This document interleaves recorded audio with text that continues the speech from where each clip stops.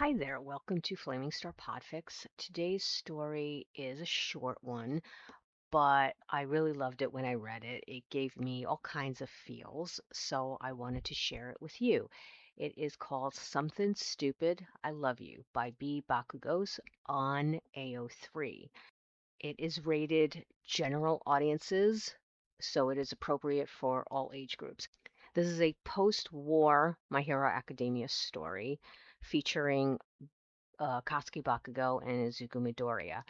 Now, the author does not provide an actual summary of the story. It's more like an excerpt from the story. So I'm just going to read some of the tags. Fluff, falling in love, pro hero Bakugo Katsuki, teacher Midoriya Izuku, UA teacher Midoriya Izuku, winter fluff, love confessions, mutual pining, friends to lovers, something stupid like I love you, Bakugo Katsuki is whipped and drinking. Yes, this is a fluffy story and I regret nothing. So here we go. When the days get shorter, the nights colder, and the trees officially shed and get naked, it's Katsuki's least favorite time of year. Winter slows everything down. Patrols feel longer, the air bites at his skin. Even explosions don't warm him the way they should. He hates how quiet the city gets, how the cold makes people retreat inward, bundled up and distant. Except Izuku doesn't retreat. Katsuki waits outside the school most afternoons, leaning against a streetlight like he just happened to be there. Hero coat zipped up, scarf wrapped halfway to his eyes, hands shoved deep into his pockets. His nose is always red by the time Izuku finally emerges, bag slung over one shoulder, papers tucked messily under his arm. You didn't have to wait, Izuku says, like he always does. His breath fogs immediately, words disappearing into the cold. I told you, I still had grading to finish. You've probably had a long day, too. Katsuki cuts in, already turning to walk. You done or not? Izuku smiles anyway and falls into step with him. They walk silently, side by side. Katsuki's stride, steady and sure. Izuku's a little too fast when he gets excited and forgets where he's going. He talks about his students, about lesson plans, about the way they grow tighter together as a team by now, and Izuku can see progress. Katsuki listens, pretends he's not listening, knows exactly which students Izuku's talking about anyway. Sometimes, more often lately, Katsuki stops by the school earlier in the day or after patrol, shows the kids what hero work looks like up close, lets them ask questions, lets Izuku watch from the back of the room with that look on his face, like he's witnessing something precious. Okay, listen up, Katsuki says, arms crossed, voice sharp enough to cut through the room. The students snap to attention instantly. Hero work isn't flashy 24/7. You don't spend every day punching villains and posing for cameras. A hand shoots up. But you're dynamite! He scoffs. Exactly my point. The class laughs nervously. Half of hero work is paperwork, patrol routes, and knowing when not to fight. Katsuki continues. If you don't think before you act, you get civilians hurt, or teammates. He pauses, eyes flicking briefly to Izuku standing by the teacher's desk, hands folded, watching him like he's saying something profound instead of obvious. You don't win by being the strongest, Katsuki says, quieter now. You win by paying attention. When the bell rings, the students swarm him with questions. Have you ever been scared? What's the worst injury you've had? Is it true you once beat a villain in under 10 seconds? Katsuki answers them all. He's gruff, honest, surprisingly patient. After they leave, Izuku beams. That was incredible, he says, gathering his papers. You explained situational awareness better than I ever could. You talk too much, Katsuki replies automatically. Izuku laughs. Maybe, but they listen to you. Outside, the cold hits them hard. Katsuki's scarf is already pulled up over his mouth. You really didn't need to come today, Izuku says, breath fogging. I know Tuesdays are rough for you. Was in the area. You say that every time. Yeah. It's Friday, and when they pass the familiar bar on the corner, Katsuki slows without thinking. Izuku notices immediately. We could, Izuku starts, hopeful but careful.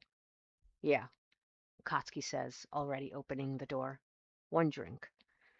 Sometimes they do stuff like this, go out, just the two of them. As friends, of course. Inside, it's warm and dim, music playing low enough to blend into the background. They sit close, shoulders brushing. Katsuki nurses his drink. Izuku wraps his hands around a glass like he needs it for warmth, even now. There's a pause, a comfortable one. Then Izuku laughs softly at something. Nothing, really, and Katsuki watches him over the rim of his glass. The song on the radio is old, crooning, familiar in a way that makes his stomach twist. And suddenly, winter doesn't feel quiet anymore. It feels loud, too loud, full of all the things Katsuki never says because saying them would change everything. And then I realized, Izuku says, leaning in, eyes bright, they weren't misunderstanding the concept. They were overthinking it, just like I used to. Katsuki snorts. You still do. Izuku grins. Okay, fair. But you should have seen their faces when it clicked. He laughs, too loud, a little unrestrained, and Katsuki feels it in his chest. He lets out a short, involuntary chuckle before he can stop himself. Izuku notices immediately. Oh, I got you to laugh. Don't get used to it. But you did. Katsuki rolls his eyes, cheeks warming. You're drunk. I've had one drink. They're both laughing now, louder than they should be. Over nothing, over everything. The kind of laughter that only happens when you've known someone a long time and don't need to explain yourself. Izuku wipes at his eyes. God, we're ridiculous. Katsuki watches him, smile lingering, heart pounding way too fast for such a stupid moment. Izuku always looks at him like that, with too much adoration in his eyes, as if Katsuki cast some sort of crazy love spell on him. He sighs. I really miss working with you, Kachan. Green eyes stare into the liquid in the glass, index finger tracing the rim of it gently. It's just not the same without you. He hesitates, avoiding eye contact. Katsuki shouldn't. He really shouldn't. Whatever's in his stupid brain right now, whatever Izuku has on him that makes Katsuki always go mush in seconds, needs to disappear right now. Yeah, Katsuki mumbles. I miss it too. There's another beat of silence. But you will come by my classes anyways, right? Give me something to hold on to? He asks with a soft smile. Ah, now he does look up at the other. Katsuki thinks Izuku has never looked prettier. Hell yeah, I will, he chuckles. Izuku snickers before laughing gently.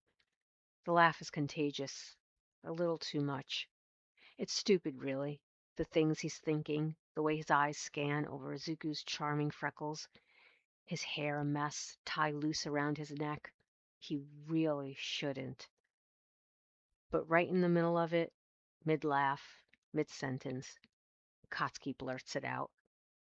I love you. The words crash into the space between them, sudden and unguarded. Katsuki doesn't have a chance to suck the words back in where they came from, staring at the man sitting next to him in horror, almost. Izuku freezes. His big smile falters, just for a second. Then his eyes soften in a way that makes Katsuki's heart slam against his ribs. Oh, Izuku says, smiling slowly. I was wondering when you'd say it. Katsuki scowls, but he doesn't look away. He feels warm all over. Fuzzy even. Winter can do whatever it wants now. And that's it, my listeners. That's the story. I told you it was short, but wasn't it adorable? I loved it. And so sweet. If you enjoyed it, please head on over to AO3 and give the author some love on it. It's BBakugoes. You can find the link to the story in the description. And I actually will be reading at least one more of this author's stories, but I think probably a few because they've got some really, really nice MHA stories. In the meantime, please feel free to leave a comment. I'd love to know what you think of the story. And please hit like and subscribe so you don't miss out on future stories. Thanks for listening.